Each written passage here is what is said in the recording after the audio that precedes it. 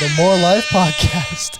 And on episode 6, we have the man himself, Coach Crossar, podcast host, owner of Bulletproof Mindset podcast studio, gym owner.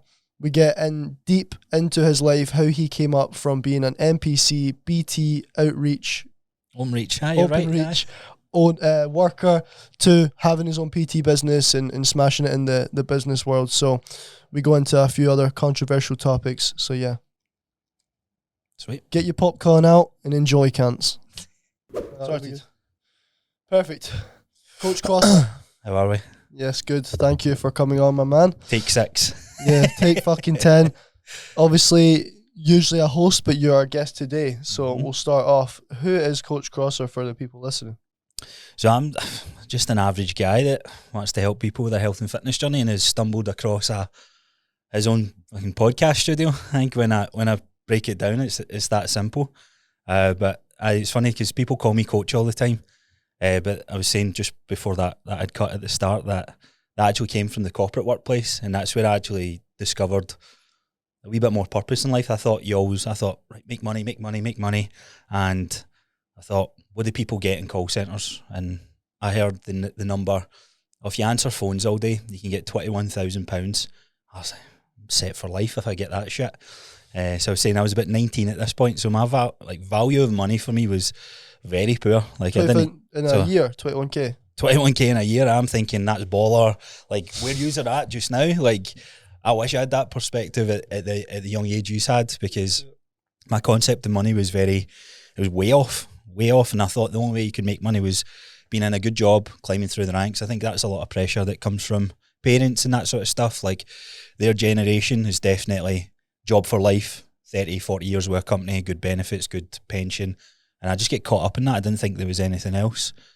So I was a marble mason, just standard shift to shift, paycheck, cash in hand type of thing.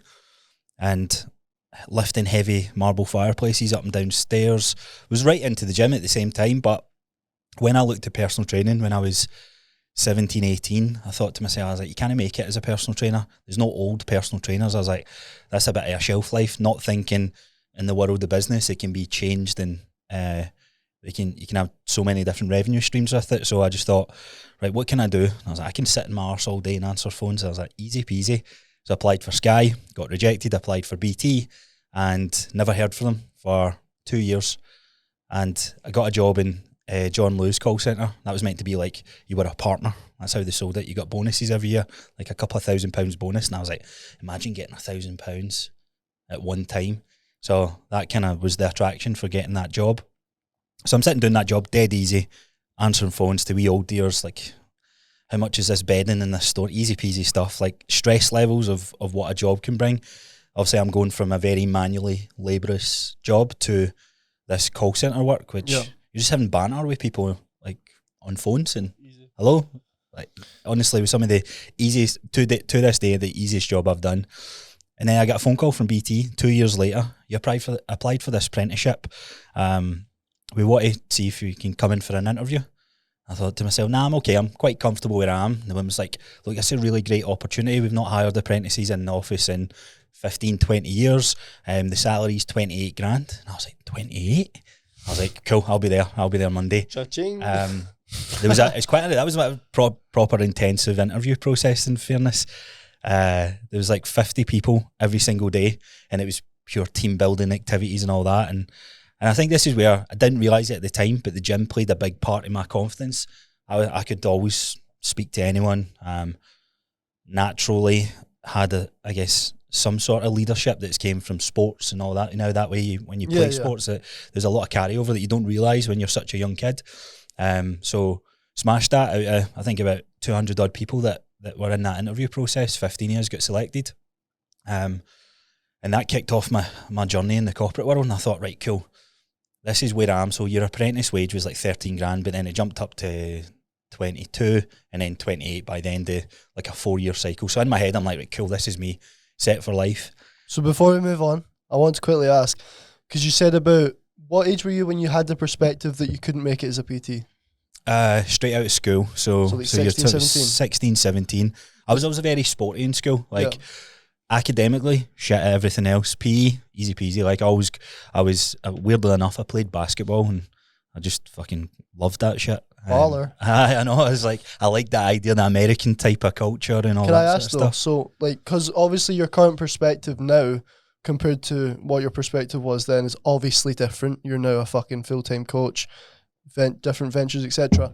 But what your perspective of I need to have a job that will last me until I'm 60, 70 years old was what limited you in believing a PT job was possible. Yeah. And it's actually quite interesting for people listening.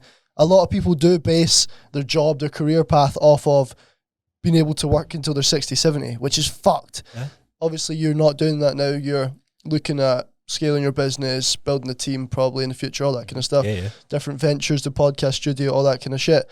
What would you say it was your environment and just who you'd been around, like your parents and stuff, that allowed you to think that's what job you needed to have? Do you know, weirdly enough, like, I don't know if it's I think it's maybe just Scottish culture. The culture, yeah. I think it is the culture more because my stepdad ran his own business, a very successful business, brings in hundreds of thousands of pounds now that I look back at it. And I was in that world. I started working for him, and he was like, "I'll get you up to the sales floor in the fireplace shop." He's got multiple buildings, and the idea of taking over that business, I don't know. There was never a conversation of here running your own business is hard, but it's so much more rewarding.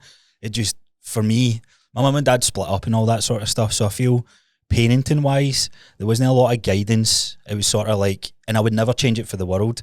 It was sort of like, go out, do your own thing, find your own path. And I'll never change any of this. So as much as I'm like, you guys have amazing perspective for the young age they are. Yep.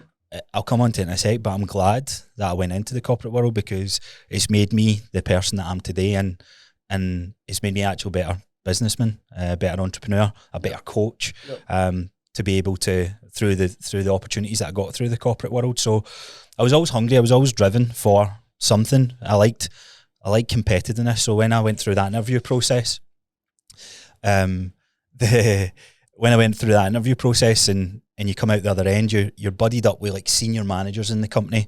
So the guys are clearing like 80 to 100k. I remember one of them saying you were in the top 5, and I was like, I want to be one. I want to be number one. So 15 apprentices. I think only 3 years ended up lasting throughout the company. I worked for BT/Openreach for like 7-8 years. But within the first 3 months, I had that role nailed. And a manager role came up, and I was like, what do managers get? So very, very hungry in the sense of financially driven. Somebody says it was like 32 to 37. I was like, right, what does it take to be a manager? And I went for the role, and they liked the ambition, but at the age of 18, 19, to manage 40, 50, 60-year-olds that's been in the company for 20, 30 years, I think they said you like work on your skill as a leader first. So you done an interview? I've done the interview. They gave us the interview. They said I'd done well, but they just lacked the experience. So they put me in this role, which was called a team coach. So you had a line manager, and he had a team coach who helped people with systems, how to manage escalations, like very basic stuff. Yeah. And I was like, right, cool, I'll do that. So started doing that, and the next wave of young apprentices came in. This is only 6 months into the role, and I'm helping this kid out. I'm say kid, he's maybe a year or two younger than me. He's like, you're class at this coaching role. Like, you're like Coach Carter, but it's Coach Crossar.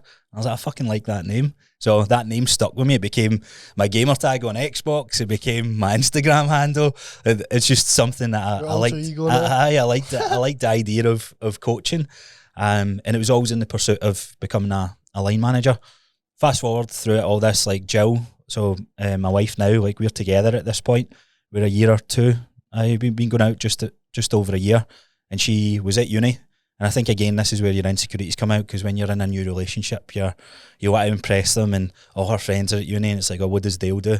Oh, he's answers calls, like, you know what I mean? So she got a graduate job down in England, and BT is obviously everywhere. So I just went, fuck it, I'll move with you, and that was one of the best moves that ever happened to me, because you move to England, you move to a new city, new culture, Nottingham. So let's get right in the Midlands, right? So a very diverse place, meeting different people's backgrounds, whereas you're stuck in your wee bubble when you're up here. And that was great. Within 3 months of moving down there, I got that opportunity to become a line manager, and I was one of the youngest kind of line managers, I think, that could get in that company. Why do you think it's important to put yourself in different environments like you did in Nottingham? Because I know from my own experience going to Tenerife, there's different people, different characters you need to interpret and engage with and communicate effectively with. Why do you think it is important to put yourself in different environments? Well, if you think about it, everybody's been on holiday. Feels good being on holiday, being around other people. Yeah. And then that buzz is what you can get by changing your environment. Like the stimulus almost, isn't it? We get very comfortable being where we're at. Like whether it's school, college, uni, workplace, you almost get caught up in like this is the norm. And if you go and chase something else, like that's more dangerous to do, if that makes sense. Yep. So for me, I think one of the best things everybody can do is actually experience going to another country, whether it's for work or even it's a long extended holiday, but thinking about different opportunities that they could get there. But then I think back to like at the age of 19, you guys even remember it. Like, how do you tell that person, like, seek experience? I always wanted to be a firefighter. I actually remember like high school, the fire guy was in. I was like, right, I want to be one. And he's like, you need to get life experience first. And I was like, what the fuck does that mean? What does it mean? I was like, I don't understand what that means. He goes, you'll get it. And moving away and getting all this experience, I'm getting it, but I didn't realise that that's what's called life experience. All the rejections, the going for different job roles, the just different challenges that life can throw at you.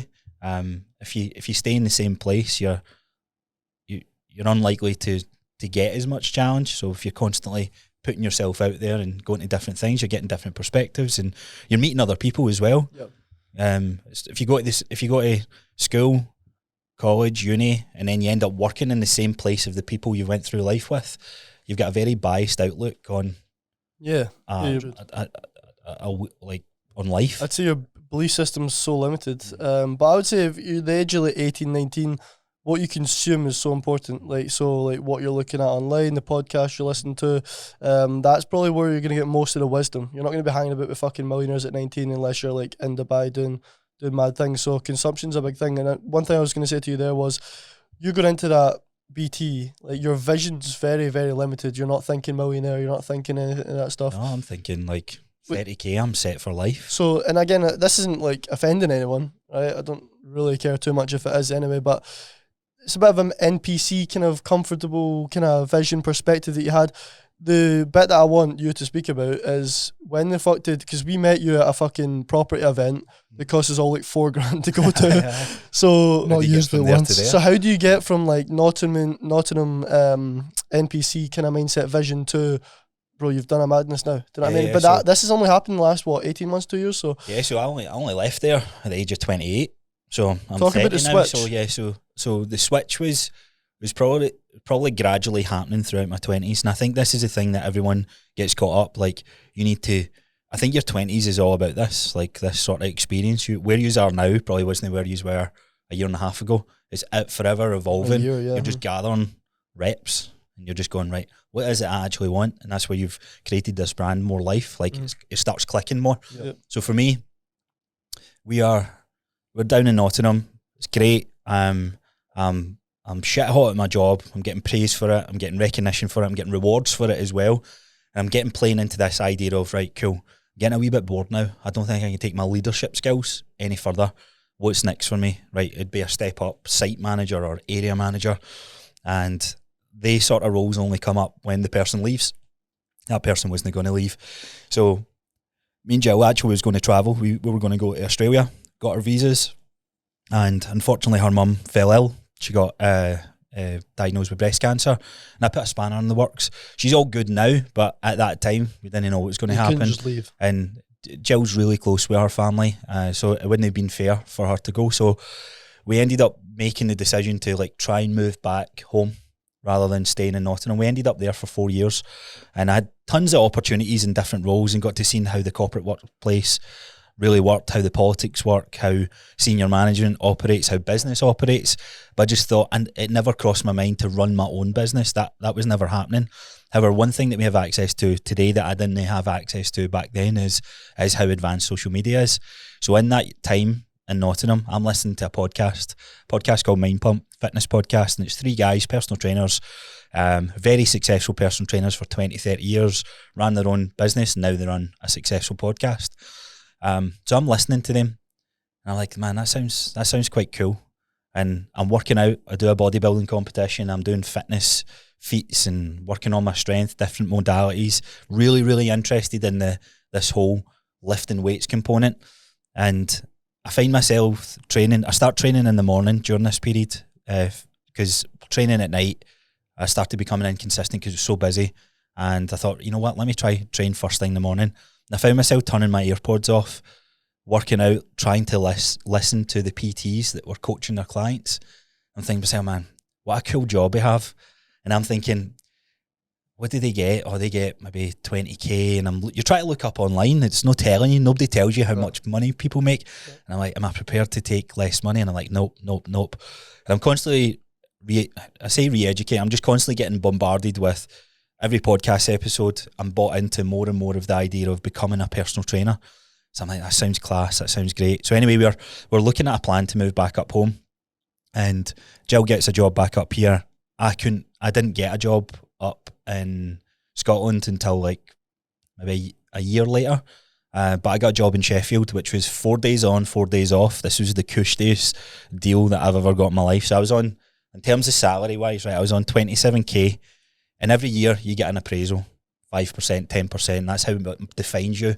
So I bust my ass off. I bring in, I think my team done over 15 million in sales, and we weren't a sales team, and that was like record breaking for the team that we had. Get to the appraisal, and my manager goes, look, bonuses are, they're not as good as what they've been in the past. However, we're still getting a bonus. You're getting £3,700 and a 5 or 10% raise, whatever the top was. And I'm like, all right, cool.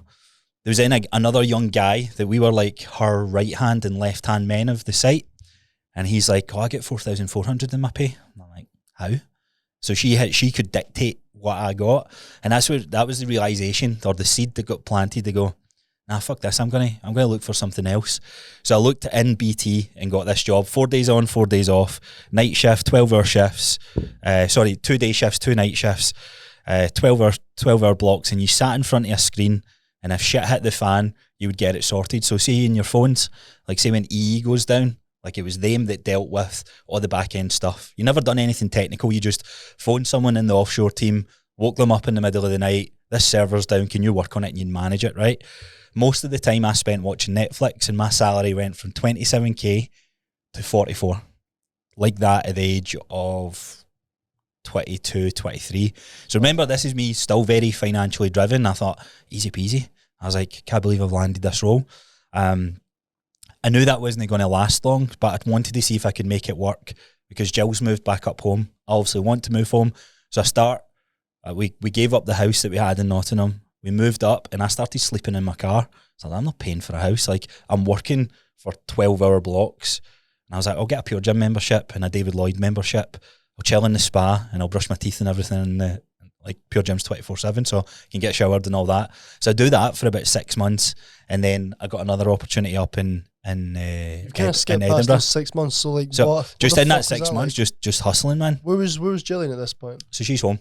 Staying at her mum's house? Yeah, so she moved back up here in Falkirk, and I'm on an 8-day cycle. Where did you park? In the BT car park. And then because they had a car park, the site was always open 24 hours, so they had the kitchen and all that sort of stuff. Nobody knows I'm doing this because I'm not going to tell them, because then how did you keep it from anyone you worked with? Like, it's quite, Neil's car's not moved in so 2 weeks. Homeless. Well, you need to remember, like, after the 4-day block, I had 4 days off. Yeah. So I'd drive up on my morning that I finished, back up home, chill out for 3 days, drive back down for my shift. Yeah, so I'm driving up and no, this is Sheffield at the time. So it's quite a graft, but I vividly remember so I slept in 2 places. I parked the car at BT, and then on the day shift, because you had like a 24-hour window before you're back in at work, I used to go to this David Lloyd's, which was right next to a service station where all the trucks had parked. Yep. I remember parking my car up there and going for like naps, sitting with them. And I was like, I'm going to remember this one day. I was like, I'm going to make it. But in my head, making it is being a senior manager, killing it in the corporate space. So fast forward like 4 or 5 months, I'm like speaking to people that I knew up in Glasgow, and they said that this opportunity is coming up, and it meant I didn't have to take a pay cut. I could still keep the same salary, but I would lose my night shift allowance, which is like 7k or whatever it is. Got that, and I was like, cool, this is exciting, this is new. Probably should actually mention that job that I had was the most boring job ever, and that was my first realisation of money without purpose. I literally watched Netflix for 12 hours. There was nothing to do. So I'm listening to the podcasts, I'm starting to buy programs, I'm starting to get invested in mobility because I couldn't squat, I couldn't hold the bar on my back. Yep. So I'm learning all this, which I'm grateful for, but there was no drive, there was no purpose with that job. It was just sitting in a seat, looking at 3 screens, and that was it. So the biggest thing that made you change was the lack of purpose? Well, the goal was to move back home. So like, I'm starting to think like this a bit. I was like, what's this? Like, I'm not excited about this job. Are you pretty self-aware at this point? Self-aware in fitness, no self-aware. Mindset-wise, like how we speak right now, with the awareness to know what we do, how it affects our life. Are you quite aware at that point? I think yes, but more in your NPC world, if you look at it that way, because I'm conditioned leader. I was a very good leader. I always felt I was pretty good. Yeah. Being very empathetic and caring, because I was learning. John Maxwell's a fantastic. He's got a ton of books and podcast episodes on how to lead from the front and all this sort of stuff. So I'm educating myself that way. Yeah. So I move up to Edinburgh, and I get this site job, and it's class. I get a wee bit of excitement, and I'm like, right, cool. 6 months in, got a hang of the role. It dies off. I'm like, right, cool.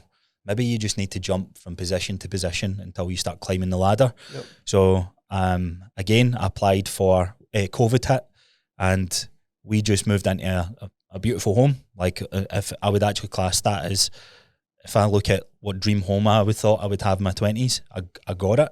And I thought, right, cool, I'm making it, making good money, happy with this paycheck, I'm not spending it, I'm saving it, blah, blah, blah. COVID hit, we start working from home, and I'm like, this is class, playing Call of Duty when I should be working, nobody's really noticing. I'm like, again, surely there's more. Surely I need to, this isn't a lifestyle to have. So I apply for an area manager role, which is the next step up. And you manage engineers. So I'm not an engineer at this point, and it's very rare that somebody from the office space moves into a field environment and looks after the open reach engineers. Got the interview, nailed the interview, and got the job over actual engineers. So it was a wee bit of distaste in some of so you're managing like 40 people, and I managed the whole, what was my patch? It was like from like Airdrie to Falkirk to Stirling and whatnot. And I do that job for 1 month, and I was like, had the spark, and it disappeared. I was like, shit. What was the spark come from? Just money, company car. Wage rise. Aye, so it was literally, that's all the drive. And I do it, and I was like, this job isn't giving me anymore. Like, I'm at my peak in terms of leadership, and all this is, the higher up the chain you get in your corporate world, the more bullshit it gets. It's just politics, and it's just, you're just, in my eyes, it was a load of shite for the company that I was working for. That was just my experience with it. Yeah. And then through this whole time, I'm working out, I'm learning about training. And somebody asked, like, over the years as well, probably a wee side note, people are asking me, oh, you're in great shape, can you train me? And I'm writing fucking Susan, who's never worked out a day in her life, I'm writing her a 6-day-a-week split, push, pull, legs, all this sort of stuff. So I'm naive to training, but I know there's something in there that I'm getting excited about. So I'm a month into this last promotion, and we're getting married in a year and a bit. And I said to Joanne, I was like, I think I'm going to quit this job that I thought I'd be in for life. And she's like, do what? I was like, become a personal trainer. She said, do you think you can do it? And I was like, yeah. So I was like, cool, I believe in you. Let's make a plan for it. Age were you 28 at this time? I'm 27 when I started that. Yeah, 27 years old. And a couple months into that role, I say to my boss at the time, I was like, I handed my notice. I remember it. He's like, it's the toxic world of corporate. He's like, you can't do this. Like, you're one of the youngest people to ever get this role. Like, you're set for life with this job. And I was like, but there's no drive, there's no fulfillment. And he's like, well, cool. Can you stay on for 3 months? So I had a 3 months notice. So I actually worked 4 to help them out. And as soon as I left, this was the realisation of, fucking hell, man. Like, we talk about environment. I had the blinkers on and I was in this little bubble Consumed. of OpenReach and BT. And I didn't realise, like, I don't know when that was done. I was like, well, there's more to life. So that was me conditioned for 7-8 years of being in the same company, and started the pursuit of working on myself and making a career for myself. So I'm grateful doing this at the age of 27, 28 at this point, because all that experience of managing teams and being a leader and being a coach, being know how to speak to people, I was very confident in what I wanted to do. And listening to a podcast that was all about tips and tricks on becoming a personal trainer, they had 500 odd episodes when I found them. They've got 2,300 odd now, and I've listened to every single one, right? So imagine just the time. To master a skill, it's like 10,000 hours. Yep. So easily had done 10,000 hours over that 7 years in fitness, and was like, nah, I'm gonna make this work.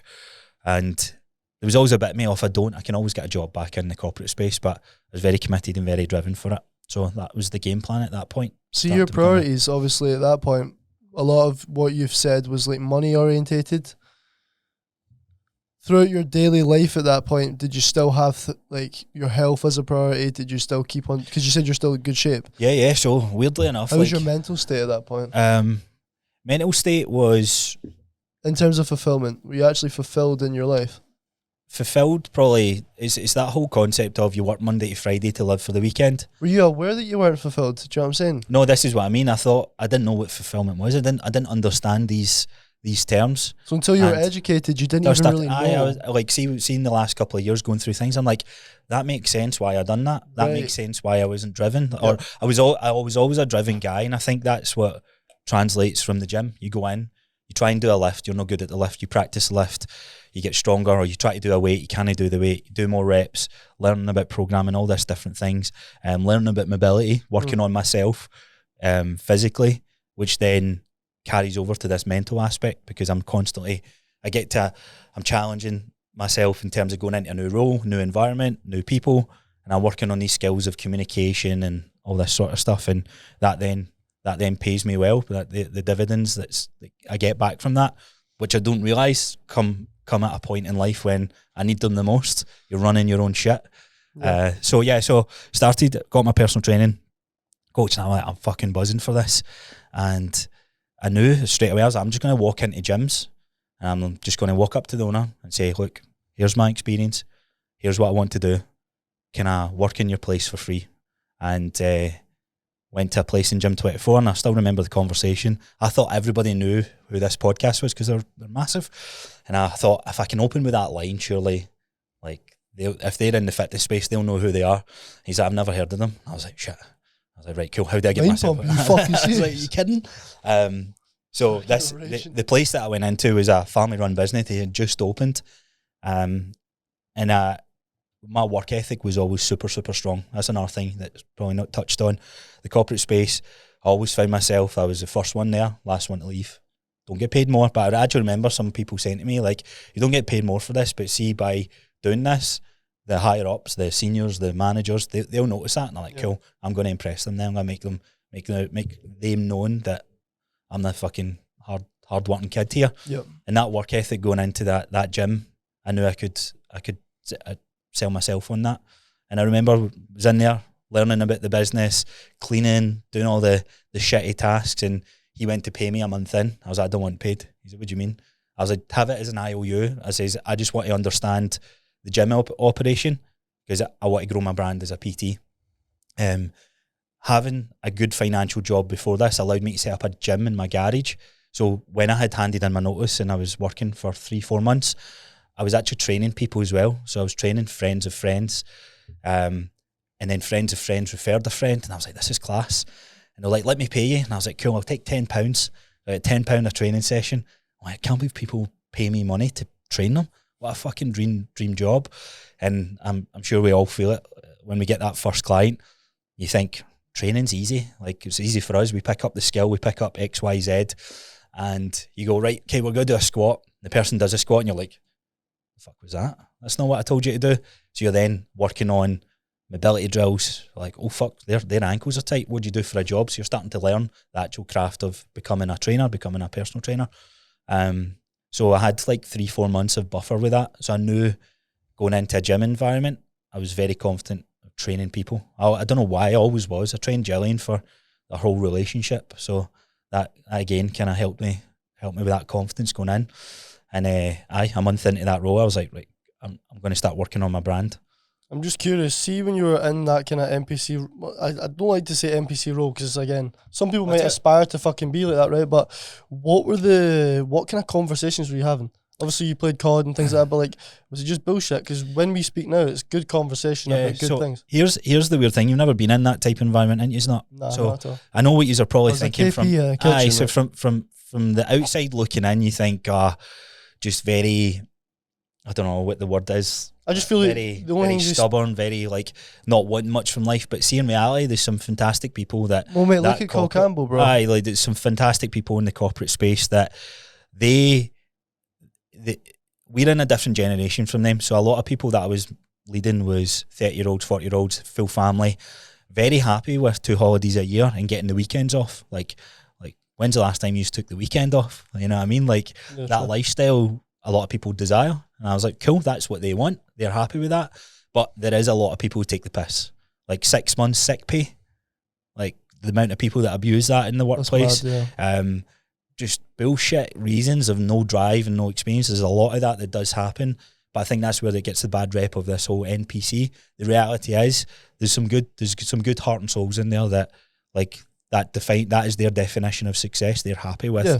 Like you look at the standard living, like anything over 30k is decent to get a holiday out at a year, an okay house and all that sort of stuff. So for those people, they're like, I'm happy with this. Now, perspective is a beautiful thing. I feel like the term NPC is more accurate to be used around the mindset of a given person, maybe not the job role, because look at Cole Campbell. He is in a corporate job, but the mindset he has is not an NPC. He does a lot more outside of his job, his corporate job. So I feel like the term NPC is more used to describe someone's mindset and not being proactive with what they do. They're not talkative. They don't have that talkative voice in their head. Yeah, I'd say it's more they're not writing their own story. They don't have narrative to follow in their head. They're not following any narrative of their own. Don't get that voice. No, it's the whole comfort side of things. I think it's what's drilled into their parents' generation and just what everyone done. I feel like every human has it though. Yeah, but it's fucked up. We used to sit at 18, share a little shitty little bed each and share a room. Used to sit at night and fucking get high as fuck and just fall asleep stoned as fuck. And we all more 16, but more 16, 17, whatever. But what we were predisposed to end up like was the same as any normal little cunt. We obviously had each other to hold ourselves accountable, but which is good, yeah. I feel like outside of that, man, people do have a fucking choice, mate. And most people genuinely just they choose the comfort. It's not even that they seek comfort; they allowed that emotional reaction to let them choose the comfort side. It's pretty good comfort when you think about it. I'm going to give you 30 days a year paid holiday. You get every weekend off. If you're sick and can't work, we're going to pay you as well. Yeah, we're going to whatever. Up to £1,000 if you pay into a pension every month, we'll give you £1,000 towards that pension pot. Yeah, for sure. You're like, jackpot. And this is where I thought there's no more to life than that. And that's the dangerous game with it. I think a conversation that happened in my head is, what happens if I don't do it? Like, forget if it works. What happens if I don't do it? Yeah. Would I be fulfilled? No. Because I'm reinforcing, like, I'm saying to myself, fuck the money. I would love to be in a gym and train people. Yeah. And it's not like I want to get people jacked at this point. Like, I'm genuinely going, training has so much value to people's lives. Why even? And I used to think to myself, why do people not go to the gym? And like, they think the gym's just to get massive, but the gym's so much more than that. And that's where my message is now in today's life. Like, that's my passion. That is genuinely what my whole purpose is about. Like, really inspiring people to get into the gym and lift weights. Yeah. So that kind of led me to there. And my first year as a personal trainer was probably different to most people's because of my experience in the corporate world. And not just accepting that, okay, I'll just take this paycheck and go home, but actually going, right, what opportunities can I get in this place? What different jobs can I do? I got to travel all over the world with the job that I had, setting up different sites, meeting different people, networking in a bubble. if you want to call it that. Yeah. So my first year of becoming a personal trainer, I had the most expensive sessions in the gym that I had because I knew my value, I knew my worth, and I knew what I could bring. 30 whole pounds. I actually went in at 45 Oof. straight away. Fuck So yeah. and this is the thing as well, people are like, you can't charge 45 quid a session unless you're in Glasgow. And I thought, why not? So, and this isn't to take anything away from the PTs that were in the gym that I worked at. It was just, I had a path of what I wanted to do. And it was, I'm going to build my brand so people go, who's the best trainer in Wishaw? It's Dale. Go to Coach Crossar. And a funny story happened 3-4 months in. I was training a client and she was saying that her man was in getting his hair cut and they were talking about me. And I was like, what do you mean? She says, it was so funny. Like, I was waiting on her. Her man was getting her hair cut and they were talking about the gym that I worked in. They're like, oh yeah, I heard that Coach Crossar's really good in there. And she's like, I said to him, yeah, that's Dale. And they're like, no, his name's not Dale, his name's Coach Crossar. And I was like, cool, I'm starting to break this. I didn't know what brand meant, but I just knew that's what I wanted to I be didn't know known your of. first name for a while. It's like, Actually, and it's mad that's when I started going, right, cool, I'm on the right path here. So my strategy when I started was, nobody knows me, let me do something wild. And I threw up a post, starting to train in Gym 24, started creating a wee bit of content. And I was like, I'm going to train one lucky person for free for a whole year, unlimited sessions. And I thought that'll at least get people who are interested in PT and want to work with me. I just need to sell a good job of that I'm a good trainer. And that got 124 people engaging on that post. From there, I picked one winner. I ended up picking 2 people. And I started messaging everyone because I don't know where this strategy came from in my head. I was just like, that's going to work. So I had 124 hot leads, which I now know what that means. I didn't know what that meant then, but that was 124 people that were like, yeah, I'm entering in this because I'm kind of interested in personal training, and just started going, look, thanks for entering. Fortunately, you haven't won. However, I'll still want to give you a free session. So in the month of January, I didn't have any clients, or I had a handful of clients. I was like, I've got a bit of time. Do you want 4 free PT sessions?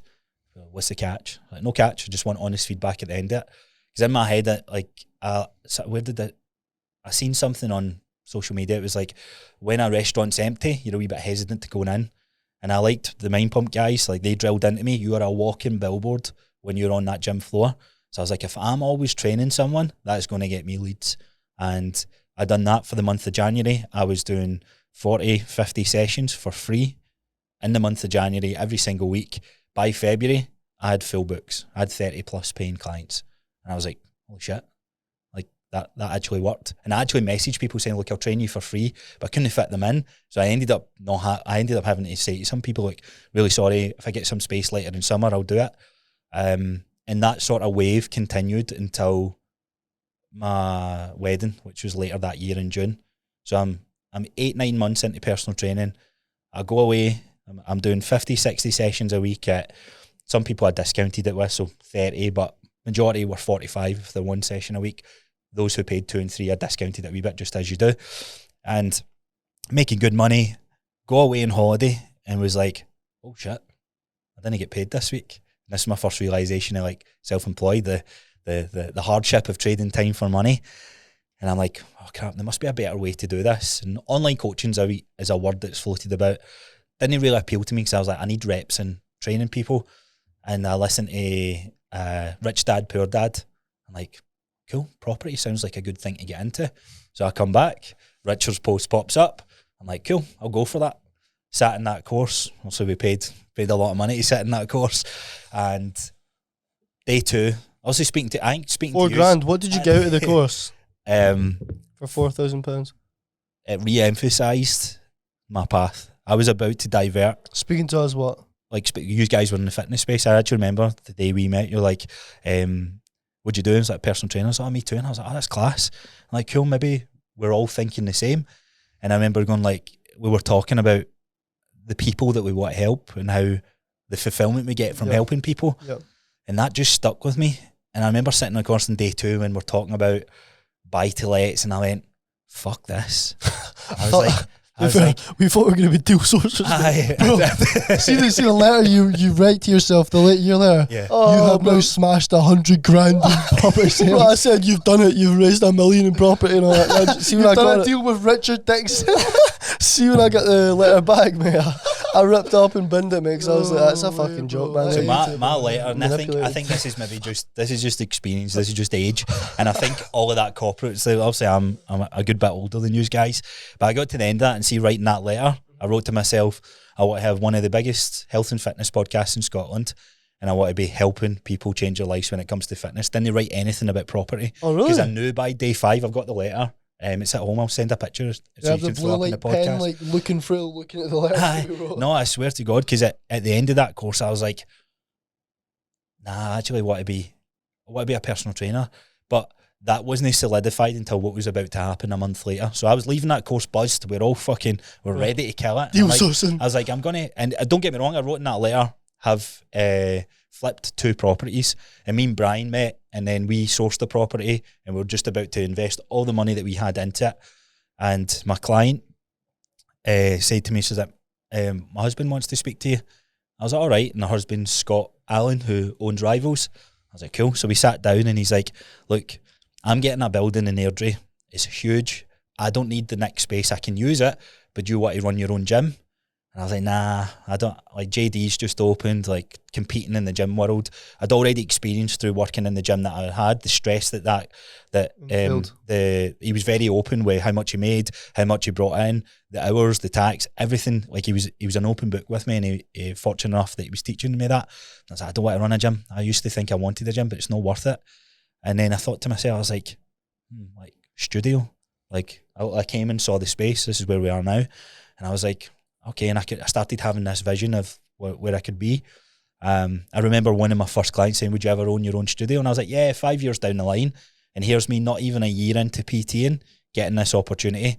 So I was like, sick. Scrap anything that I'm going to invest into property, put everything that I can into this, raise it. Like, I had 10 grand to my name, but 4 of it went to property. I think I had about 4 left.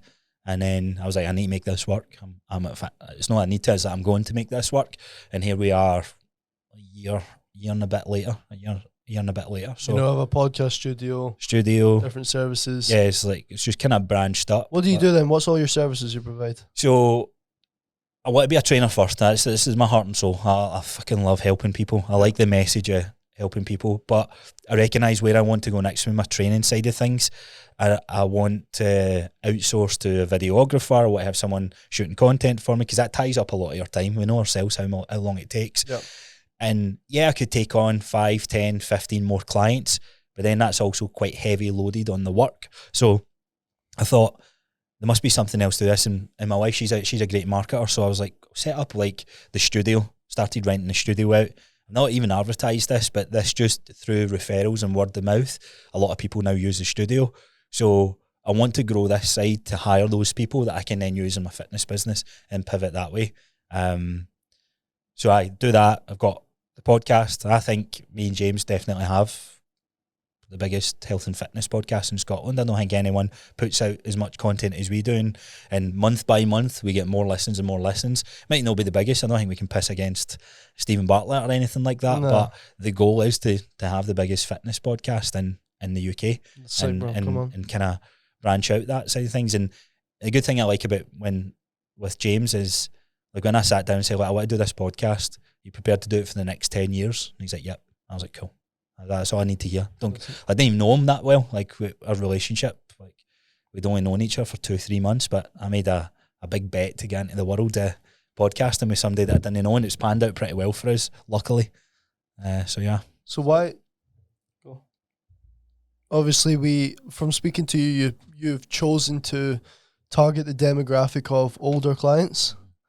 Obviously, when I think about working with older clients, half of them don't really do the work that I tell them to do outside of treatments. They're quite sedentary living. Why older clients? I don't know, man. Like, I joined a mentorship, like, just right at the start. I was like, we'll be passing away soon. I could be on the will and not. No, I'm kidding. I've done more for you than your fucking son has.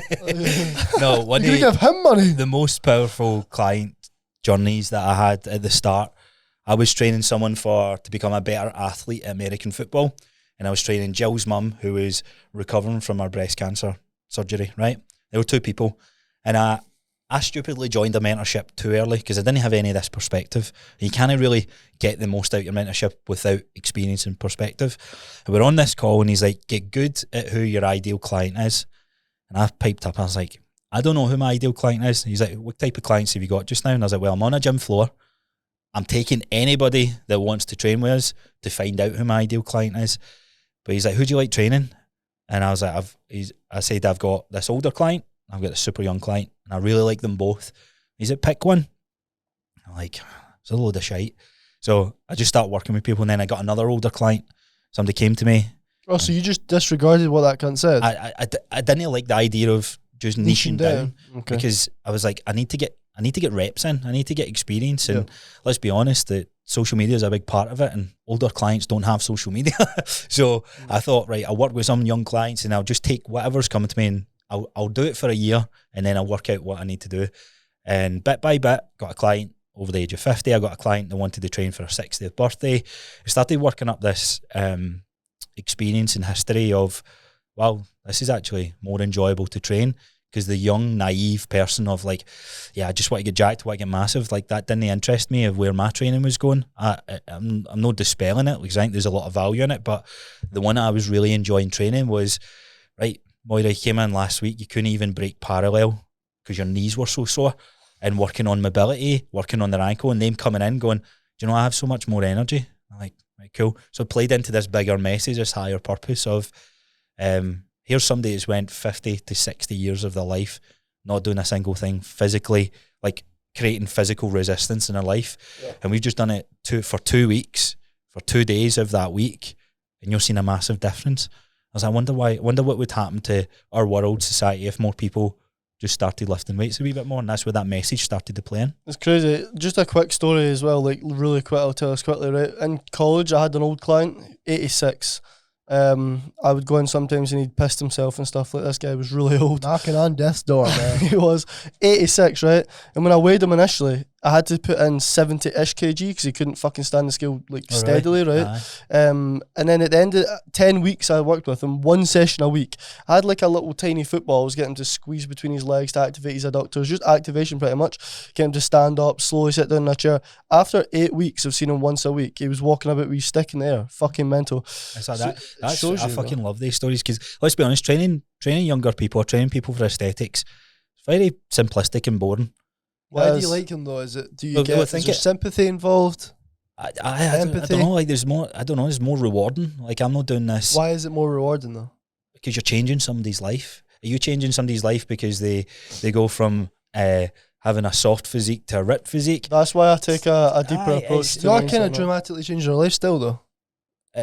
Older people? No, younger people as well. Do you know what I'm saying? Like, why is it more rewarding for you, for older people? So, because a lot of people don't see it like that. I don't think it does. Like, I think you'll think it does just now, and I think you will see this shift with the message that you're going to do as you get closer to 30. It's not that you're fucking having a midlife crisis, but when you're younger, you have an abundance of more time, less stress. As we start thinking about other things, like probably think of some clients who have kids just now, who have families, they're probably the most frustrating clients to get bought into. Here, do this for your health. Yeah. You then compare those people to who are just in it because they want to get jacked and want to look good. It's like you tell them to do something, they do it. It's very simplistic, but I truly think that those people, there'll be a very small percentage and they will stick to that throughout the later 20s. You don't see a difference much in the people, well, we do in this world, which is quite scary, but you couldn't. And when I was 20, me working out and someone who doesn't work out, we could all really do the same stuff. Me at the age of 30, who works out and has worked out for the last 10 years, and compare me to someone who hasn't, there's that gap starting to separate. So we're very close. As we start to age, that gap gets further and further. I can look at a bunch of people over the age of 50 and I can tell you which one consistently resistance trains just by how they move. Yeah. And that power of shifting their health and fitness journey, I want to be at the forefront of helping people move into that. A bit to what you say, you want to give them more life. Getting somebody shredded abs, not really going to get them more life, in my opinion.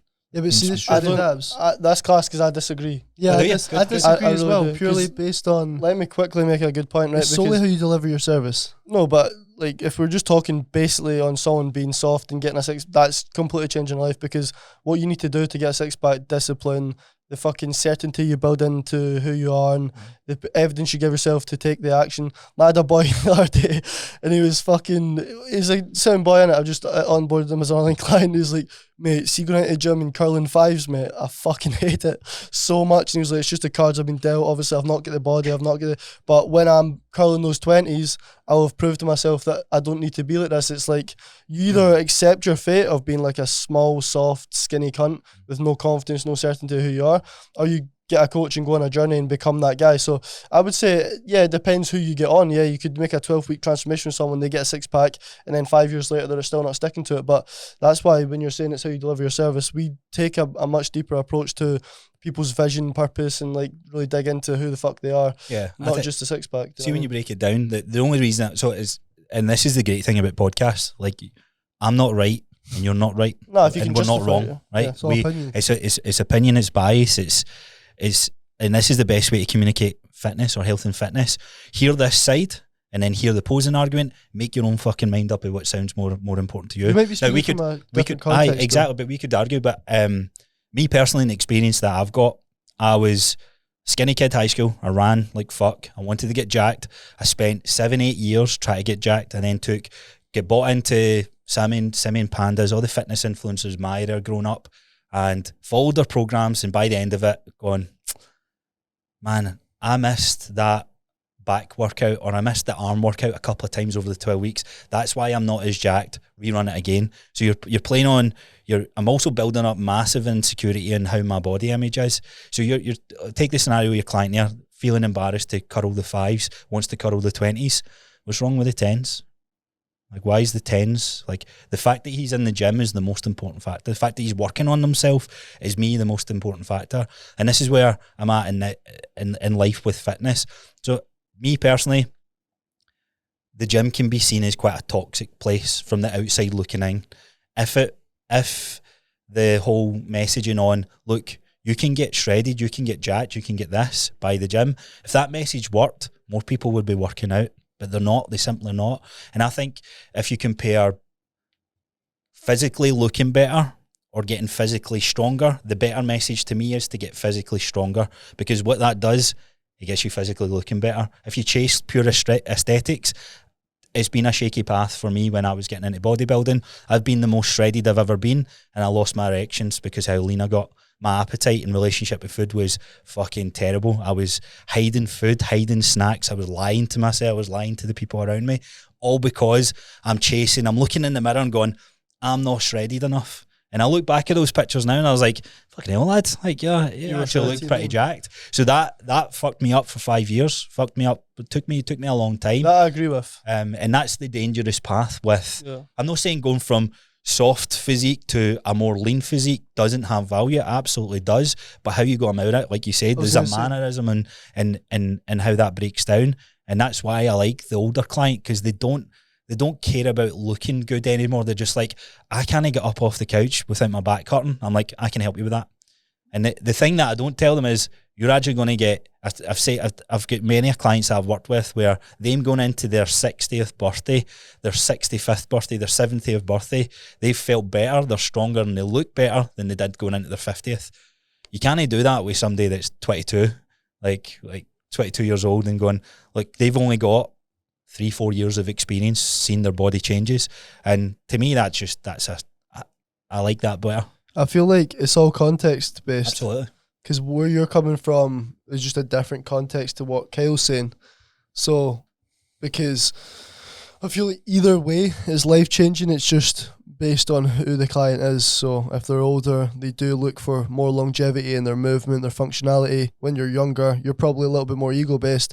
What was probably missing from that Simian Panda fucking program though was the mindset training and the perspective. Like, you just were given a fucking 6-day-a-week program to follow. Nah, what was missing for that is the biggest thing in our space, the lying of anabolic steroids.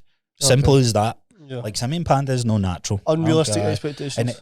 But here's the thing as well, and here's the shaky path with your aesthetics. Most people will gain 40 to 50 pounds in a natural lifetime of muscle, right? So you see mad transformations online. I'm not good enough. So you start comparing yourself to others, and you lose that perspective of, are you better than what you were at the start of this journey? That doesn't matter to your client at that point. Well, it depends how you communicate it, but it's not going to hit home as hard because they're then comparing themselves to this crazy transformation of the other thing. And that's why I think, to me, I'm not against it. I'm open to hearing the argument. Like, I absolutely hear what you're saying on that. But again, my argument back to that is, your client's like, I look like a fucking melt curling these fives. No, you don't. You're curling the fives. There's people in the world who can't even lift up a bottle of juice. No, we touched on being grateful for the fact that he can even. He's like 22, right? But like, Devil's a melt. The lift more.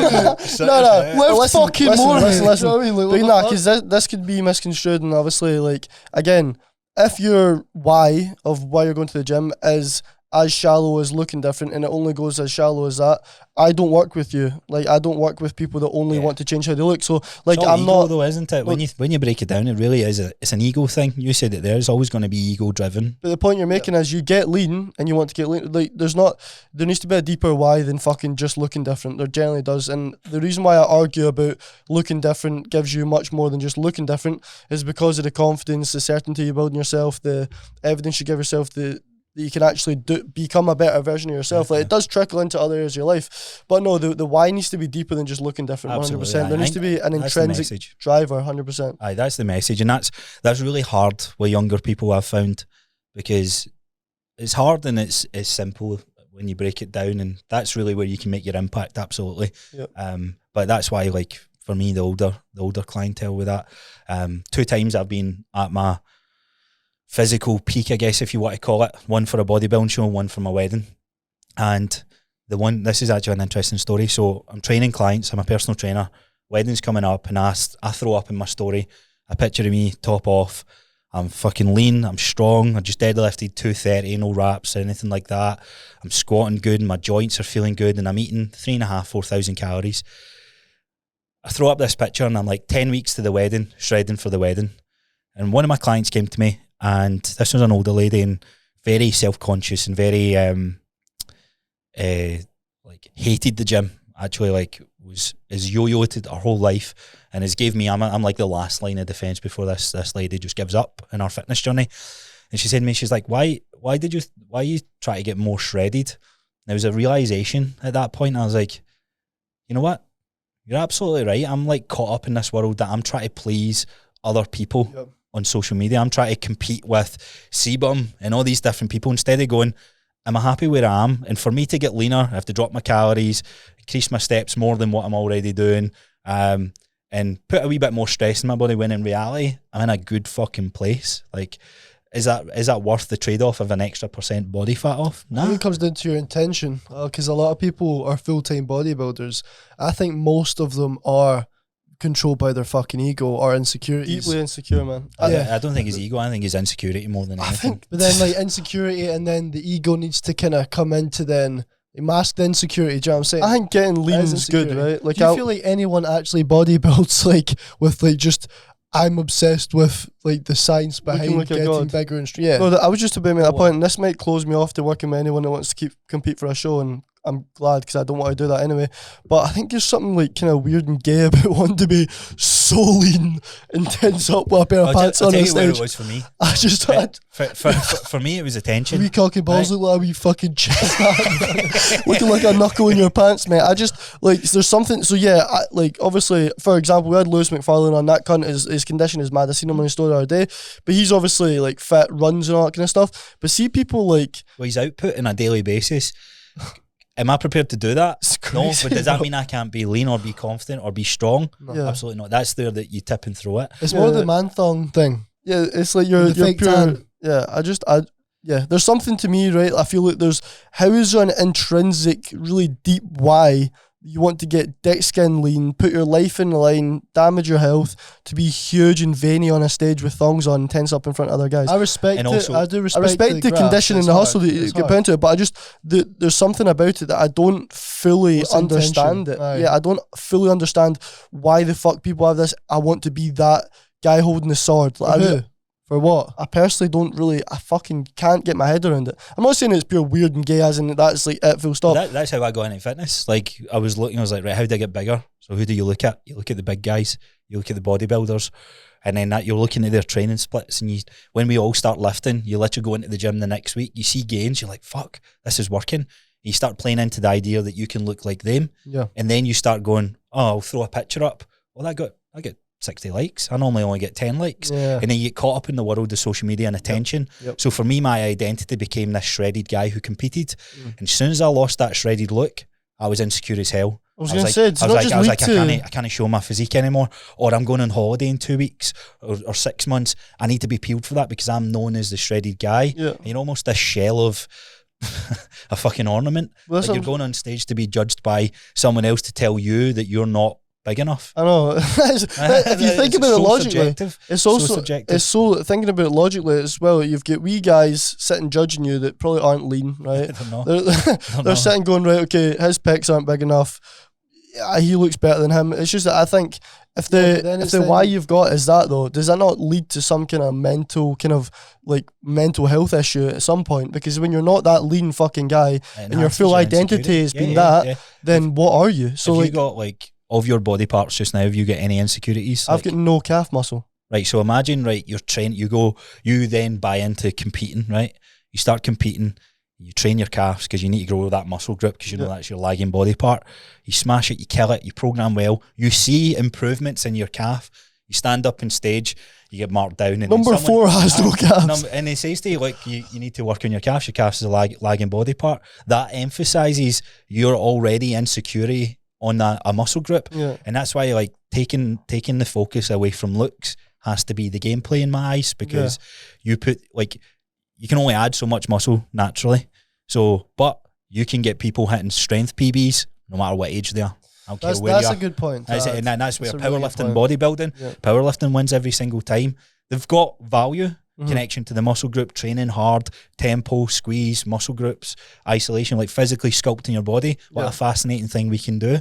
Let's understand that, but not make that the main driver and focus on this strength aspect, because you see it. There's no subjectiveness. There's a judge that's going, your technique's good, and that's all I care about. But the weight in the bar dictates if you win or not. Yeah, you know what I mean? Exactly. Yeah, a byproduct of having a deeper why and an intrinsic driver is going to be looking different and looking better. So if you've got a deeper why of, I want to be a bit more confident, I want to even just, again, build discipline into my life, going to the gym, eating good food, progressively training is going to be a part of that, and you're going to look better. But yeah, we need to shift our focus a lot of the time away from just looking different. Because I'll quickly add though, because a bodybuilder got in touch with me recently to get to work. So Aaron Burns, his name is, absolute legend. I've been speaking to him back and forth, but just to add to the point of actually supporting people that do the bodybuilding, because I think the part of being gay is the fake tan and the thong and your little cock and balls all bunched up into a little lump in the front of your fucking pants. But it's from what he does it, it's there's an aspect of discipline and self prioritization.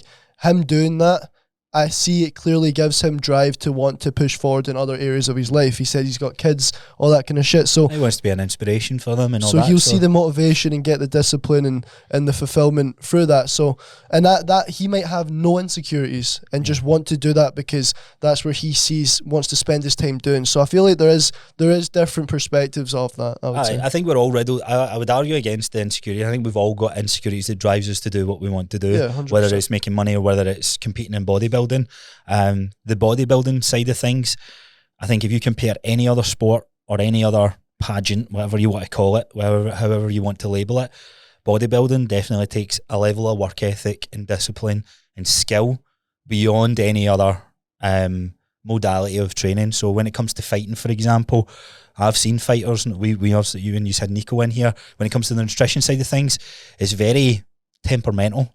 Bodybuilding is dialed to the T. Every gram of rice, every gram of protein is dialed in, and it's not for a 12-week fight camp, or it's not for a year-long process. It's literally I'm competing in 2025.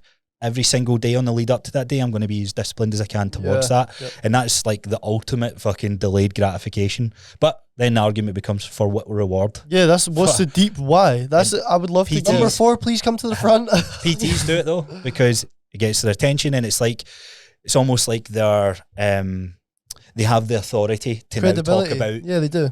changing people's lives physically. And that's why when I got into it, I thought, right, okay, if I do a bodybuilding show, that'll make me want to be a PT. But I'd done it and I was like, actually, that was terrible. I feel like shit. What the fuck's going on? You get big guys that are like 120 kilo lean though, right? And they're crying real tears because they didn't get told they were the number 1 guy with a sword. Like, I just think, what's the actual deep reason? It's too subjective, man. Like, I'd love to. Politics with bodybuilding is insane as well. It's like fucked. sometimes the most shredded and biggest guy won't win because they're not got the sponsorship backing, or they're not got a big social Quite media political following. these days. Very, very political. It's crazy. Politics will be in everything, and I think when you look at bodybuilding, this is where communities pop up. Like, you get different communities and different things. In the bodybuilding community, when I was growing up, it's cool. So the big guys, you're getting used to them. You're working out with them. They've got value to offer. But then I like strength and that side of things of the house when it comes to fitness. To me, that's more appealing. I'll kind of join you on that, because there is longevity a lot more in focusing on how you function as opposed to how you look. It definitely is. The whole point of the More Life thing is, obviously we're going to niche down a little bit and want to work more with athletes, not just competitive athletes, but people that have the athlete lifestyle. But there's going to be therapists that I'll bring in, coaches that Kyle would look to bring in, that will niche down into older populations and cover all aspects of Actually, you got everything. Because that is the whole point, because More Life is a general message that anyone can take on and apply to their life to give themselves more life. Well, even if you look at athletes is an interesting one, because when they're in season, like, you're not wanting them to improve. You're just, I'm trying to keep you fucking mobile and injury free. When they're off season, that's where the work begins. So 100. That's where the plan changes. With the average punter, you can work on that a wee bit more. So I like that niche there. It's quite cool though, because I'm not saying, the reason I'm not niching down into competitive athletes is because most of them don't have fucking money. Most of them are committing everything their whole life to try to make it. And also, there's so much importance around recovery when you are someone that isn't competitive in their sport or in a sport, but has a lifestyle of 3 to 5 plus days a week training. You're pushing levels of performance, you then need to push levels of recovery. I have so many people that pull up short. Someone came to me last night, hamstring injury, because he trains 7 days a week and doesn't stretch properly, doesn't X, Y, and Z. It's like the beast mode mentality, isn't it? Yeah, and it's more a lack of information. Like, they just don't know why. Like, I don't know why, what happened. Well, mate, you don't stretch, you don't recover enough for how much performance you're putting your body through. It's a weird thing, isn't it? That's what really liked about when we were speaking about, like, just the mobility and natural practices you're putting in play, not just a therapy session on, right, okay, that's your relief done. It's like, here, your body shouldn't feel like this if you do this. And that's why I like compounds, full range of motion movements. Like, bodybuilders don't really squat as much or deadlift as much. Well, some do, some don't, but the bodybuilding community goes more into isolation, muscle pump, machine, really stress the muscle. Whereas, like, your powerlifting or strength and conditioning guys, there's a wee bit more, it's all about movements, it's all about output as opposed to looks. That's to me, I like that more. Let's go way off topic, bro, just before we finish. What's your take on death? Are you scared of it? What happens after we die? I don't think anything happens. I think it's just nothingness. Straight darkness, yeah. I think we're very naive to think something does. And then I get there's things you can look into, and there's a wee bit of deja vu and reincarnation, all that. I'm not a believer of it, if I'm being brutal. So what the fuck happened? Just darkness. That's the scary thing. You sit with that thought and it's like, cool. But then you realise you have one life. Yeah. And cringy and cheesy to think about, but why let little stresses and things hold you up, man? Like, 100%. Maximise everything that you can do with it. It scares me a wee bit, but when you think, well, it is, because if there's nothing, then you start thinking, you zoom out, and you're like, what's the point of this? It's like, oof. What is the point of this? Like, why should I change people's lives? Why do that? Because without it, you're already dead then. That's why you need your purpose. Like, you're just going to be a character that stays within their they'd get up, brush their teeth, go do their thing, go back to bed, get up, brush their teeth, and not experience life. Like, we get all these mad feelings in that. What's your takes on it? Well, I feel like human emotion's a big thing, and if you can fulfill your life with enough happiness and fulfillment and content and still progress, that's the best thing. But that's where ignorance becomes a little bit bliss, where see if no one has ever woken up to the fact of their full potential and just fills their life with pleasure until they die, probably going to have a very fulfilling life in their perspective. But ignorance is bliss. I take on death, bro. I feel like I've looked a lot into like energy and stuff, and they say energy can't just disappear, it needs to be reused or recycled. We should speak to Gio about this. So he has a very interesting perspective. He talks about different levels and talks about the vibration and energy, and that as much as death, when we die, we might not be like physical beings, but we will play into this all-in-one encompassed spiritual side of things. And I like that. It did kind of open my eyes a bit. I mean, for me, I always need to like think back to like, why am I doing what I'm doing? And I get caught up in the purpose that I'm doing, but also I have an incredibly loving wife, and sometimes like I was so caught up in working hard in this entrepreneurial graft, and some of the best times that I've had has been like lying in bed and Jill's fell asleep on me and my dog Cooper's on me, and I'm lying there and I'm going, man, I would have killed for this 10 years ago. I'm living my best life, and I think to me that's important to do as well. That is honestly the most valuable thing anyone can do, whatever path that you're on, because we don't reflect enough. We're always chasing the carrot, but we're not actually going, well, how far have we actually ran? How far have we climbed up the mountain? It's interesting because I feel like as well, see, as long as the destination doesn't change, like it might take a little bit longer because you're indulging in life's pleasures, but as long as the destination remains the same, it might take a year longer, but you've actually sustained your energy and your motivation and all that through indulging in life's many pleasures. I feel like you need to, because we genuinely all could fucking die tomorrow. Yeah, it could happen tomorrow. And you can't live like that all the time. You do need to plan ahead long term, but you do need to have a level of presence in every day, I feel, 100%. One thing that hit me hard, which was a question James asked me, and he asked me this live in the podcast, so I'll throw it back to you guys. One of you can have a wee bit longer to think about it, but you've got other halves, yeah?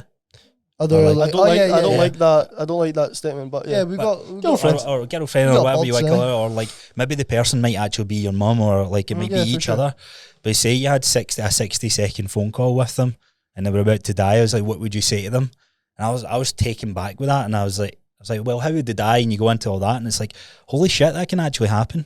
Like, we don't realise it until there's something stupid happens, like crazy big events, or like you hear like, I don't know, car crashes, for example. Like, how many times you've been farting about in the car, no seatbelt on, like on the phone, and then you're like, fuck, that can actually happen so quick, but we're so naive that we don't think it's going to happen to us. Yeah, we take it for granted. And when he asked me that question, I was like, fuck, man, I've actually not even, like, some of the stuff that was coming to my mind of what I would say to Jill, I've not even told her. So I went home and I was like, yeah, I'm actually going to create, like, I think relationships is massive. You mentioned, like, emotion. We're emotional beings, and we need to connect, whether it's our brothers, our friends, or our girlfriends, wife, spouse, whatever it is, like, is vital. Because it's climbing to the top financially of whatever it is, that's lonely, and without all of that, it's pointless. Yeah, so I had 60 seconds. I'm trying to think. Say it was my girlfriend, I would probably look to consider how she feels and make her, the last 60 seconds of her life, feel as... Are they going to die? Is that the question? So they die. I'd make sure the last 60 seconds of her life was filled with enough fulfillment and kind of happy reflection, so that when she died, it would be a case of her dying happy. Do you know what I mean? That's fucking deep, bro. It's deep. That's and that's what came to my mind. I was like, so I reenacted it. I think our podcast will go out on Thursday about it, but James started tearing up across me, and I was like, you could cry thinking about that. That's fucking deep, bro. I was on your mind. It's like, look, everything's got to be all right, and just want you to know, like, I'm the person that I am today because of you. Yeah, like, don't have to worry about anything. And I think I said something like, don't worry, I'm not going to move on, I'll buy 5 other dogs, because we always have a joke in that. Like, so we've got 11 years deep in that, of like, since we're kids to where we are now, and it's very rare to happen at this day and age, like, as well. So right, listen, before you die, what I want you to do, try and do a backflip and let me know if you can achieve it. Just jump back into a backflip without being immature as fuck. Like, that is actually... See, even just being asked that question, it's allowed me to fucking reinforce the gratitude I have for everyone around me, man. I always thought that word was a bit gimpy. like gratitude, fucking Yeah, I've got it affirmations, tattooed bullshit. right on my ribs, bro. I'm so grateful. Yeah, like I'm so grateful, bro. And it's one thing that I never done enough in the corporate world, and I've started doing more through this pursuit of just being your own boss and running your own life, doing your own thing. Yep. Like you guys will probably experience it more. Like you're coming into this really young. I honestly think like how many people do you know that's roughly your age that are doing what you've been doing over the last couple of years? In Like, our area, no one. yeah, and I just think like Scotland as a whole, very few younger people, which is why we have this attraction to things like Richard Dixon, young entrepreneurs, like those networks and those communities are mad, and some fucking helmets in them. I was But gonna say, don't you go think to that them. most of the people that are going to these things, they kind of lie to themselves and, oh, I'm in that, because we met people with the growth getters or like It's the not so much like financial freedom. No, but there's a bit of a lie Have to they just themselves. been They're kind of brainwashed by- believers rather than actual fucking Action risk takers. takers I just and feel action like takers. that's how effective Richard is at communicating. He makes people feel that they are the next big fucking entrepreneur, that they go there with that fucking. They also blind could- belief. That's a great skill that he's got. But Oh, here's why we probably all went it. It's because we're all fucking a wee bit lonely, and we want a sense of community as well. Like I think that's the thing that's lonely in the sense of not a lot of cunts. I thought I was going to like be a us. property millionaire, mate. I'm not gonna lie. But you go to these rooms, and I think that's where the value is in it. It's like you're like, oh wow, like my offer to here, like we all done property. Like it wouldn't be I'm a better property deal sourcer than you or whatever. It's like you're a fantastic therapist. You're a fucking great personal trainer. It's like they're who you, and that's when I realised like that's my identity. I don't want to be a deal sourcer. I remember Richard saying like, Disney love property, and I was like, who fucking does? Like if you tell yourself you do, I was like, there's a deeper. It's no actual property. It's probably the freedom that you can get through it. Shows the life experience that you have over us, though. Like that reaction to it just solidified what you actually were doing and wanted to do, as opposed to being taken away by I'm going to do all this in property. It's quite cool. I remember I was having a laugh actually on that last day when we were writing the letter, because I was like, Oh yeah, I can't remember what we'd said, but I remember Paul going, shh.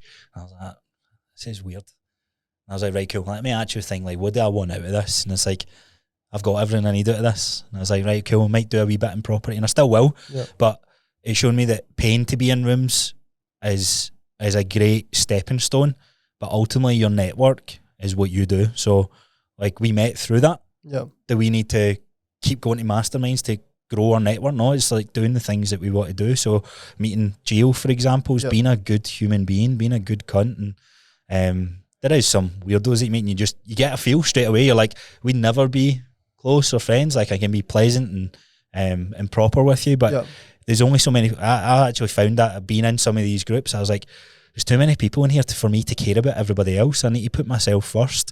And I found myself like going into the chats, jumping on calls, and I'm like, when's the last time I gave myself and my business 3 days of my time to work on it? I was like, why am I going to these events to show how an email campaign's written? Like, is that really valuable to where I'm at just now? I was like, nah. I was like, I just need to actually park this, because I think you can go to it too much and get caught into like brainwashed in a sense that you need this in your life. I would literally go as far as to say we made more money from that property course through networking than fucking property. No, we did. Definitely did. Did you end up doing anything? Any property? Nope. We had a meeting with an investor. The investor was a fat cunt, and that was it. And that happened. But I would say, see your reaction to the property thing though, it's because you were sure of what your purpose was. So like, to anyone watching, if anyone's lasted this long in the podcast, right? But if you're aware of your purpose and what your purpose actually is, what fulfills you, what drives you internally, like the intrinsic that, take you further than anything. it will take you further, but also give you clarity in moments of confusion. And like, we were sitting there overwhelmed thinking we're going to be deal sources because we weren't really sure in our purpose. I've only wrote out my definite purpose in the last month, like really been sure. I've fucking got it on my phone. It's like a good bit of writing, but if you don't know your purpose, you need to do a bit of digging, because it's going to give you clarity in moments where you've got these shiny objects, and do you know what I mean? Like with the way that we had that. It'll also be now more fun, because when you're thinking about deal sourcing, you're like, right, I need to learn this, I need to do that. It's like, right, what was that going? What was the purpose behind it? It was to bring in more money, and then you're thinking, actually, let me just think about my business. And I was talking to you guys about programs and what that would open up if I had X amount of people in a program. And I was like, shit, I'd rather do that. Like, I know that shit inside out. Deal sourcing, I need to go through this whole trial and error period, and that's it's not something I'm prepared to. But purpose is a funny one. But Something you need to be Once you sure of. So, Dale, where's the direction you're going to be making a lot of money? Are you going to? I mean, I'm thinking about Dubai for the tax-free benefits, but what is I'm your? speaking to Lewis as well, man. Like I'll see how his setup goes. Yeah. So for me, there was a big bit of pressure on myself to make X amount of money, and what I saw at the tail end of last year was changing that and putting the focus back onto helping more people. Purpose. That I put it back to the purpose actually made me more money, which is weird. I always I think that's the insecurity in me that comes out of trying to make more money, telling people how much money I make. Like that is an insecurity of mine. Doesn't define me. And I've been at points in my life where I think 30 grand's a lot of money, 40 grand's a lot of money, 50, 60, 70 grand's a lot of money. And in reality, it's just you find different ways to spend it. So yeah, I'll definitely be. I'm probably saying that I'm at a space just now where I could class myself as financially free. I'm not very materialistic. I've got a house. I've got a beautiful house. I'm going on multiple holidays in the next couple of months that I want to go on. But take all that money away, what would I be doing? Or give me all the money in the world, what would I be doing? It'd be training people, helping people with what they would want to do. And I like that. I like where I'm at. I'm in a real good fucking position. I'm very fulfilled. And the next part for me is actually growing a team and growing. I like the brand of Bulletproof Studios, and I like the brand of Bulletproof Coaching. Yep. Right now, the hard thing is to decide. There's only so much that I can pour from.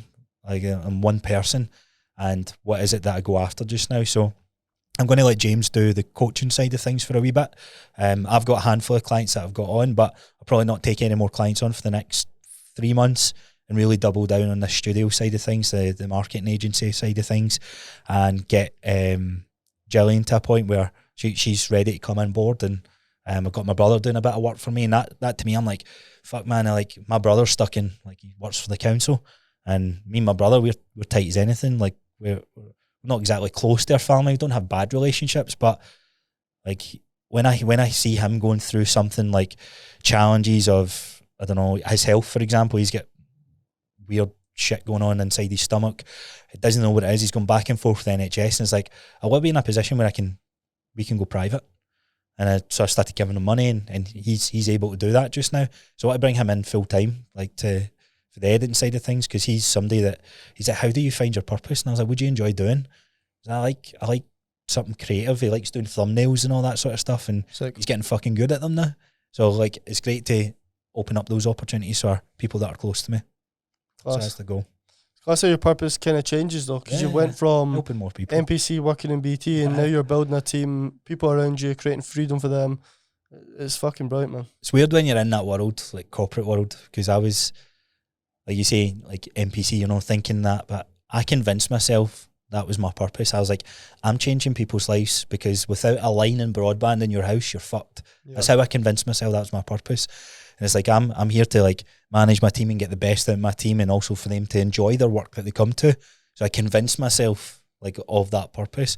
And yeah, I guess there's some truth to it, but it's forever evolving, isn't it? Just like what you've written down, you're probably very hard on it, but it'll change in 5 years' time. It'll evolve. Yep. Like a Pokemon. Yeah, so the last final question, bro. One word answer to finish the podcast. How many genders are there? One word, bro. One. Men. We are the only. Nah, there's two. In my opinion, there's two. What? There's only two. There's two. Yeah. You scumbag bastard! I can't believe you. And look, see with that shit, man. Like you're going to get somebody on, aren't you? Yeah, we're gonna go deep into that shit, bro. So you're gonna get a check my dick on. Do you think they'll come on? What? Do you think they'll come on though? Come on, Jack. Yeah, there's the right word. They'll come. Think they'll come on. Podcast. They might come on. The podcast, maybe not the podcast will come on, but come on that table. I guess because it is an interesting debate to get. I like your idea, what you were saying, like I don't think somebody that's so religious with one direction and going the opposing way. Yep. I think the conversation are well fascinating. I also think it's the same way with the gender side of things. Like my beliefs is my beliefs, their beliefs is their beliefs, and we can poke fun and all that, but if they truly believe it, let's understand, like, why is it? Like, we can easily throw out this mental health thing, but is it deeper? Have they had a mad ayahuasca trip that's changed everything for them? You know No, what I mean? but like actually, one of my clients is fucking cousins. She's a big part of the LGBT community apparently.